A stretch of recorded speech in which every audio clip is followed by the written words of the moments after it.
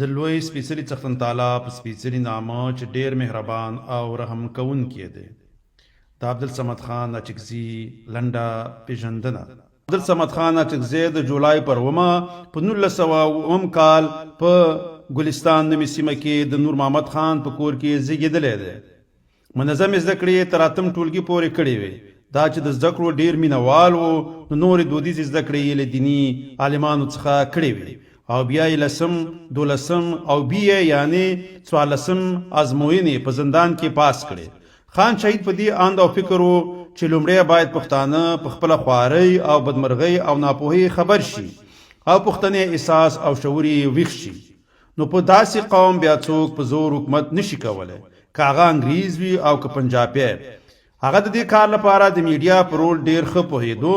نو له همدې امله یې په جنوبي پښتونخوا کې د لومړني اخبار بنیاد کېښود او ورسره یې پریس یا مطبعه هم جوړه کړه او وروسته یې بیا پښتو مجله هم راویستله. خان شهید غوښتل چې د ولس د ویښتیا وروسته د ولس په مرسته خپلواکي ترلاسه او بلواکۍ ته د پای ټکی کیږي. خان شهید د ژبې په بنسټ یا بنیاد په پاکستان کې د یوې واحدې صوبې غوښتونکی و چې پکې جنوبي پښتونخوا او پښتونخوا وي او یا د بلوچستان پښتني سیمې یوه ځانګړې صوبه شي.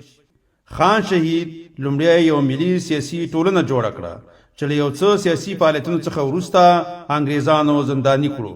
د زندان له ازادۍ وروسته یې په 1942 کال کې په سویلي پښتونخوا کې یو سیاسي مرکز او ورسره د انجمن وطن په نوم د تحریک بنسټ کېښود.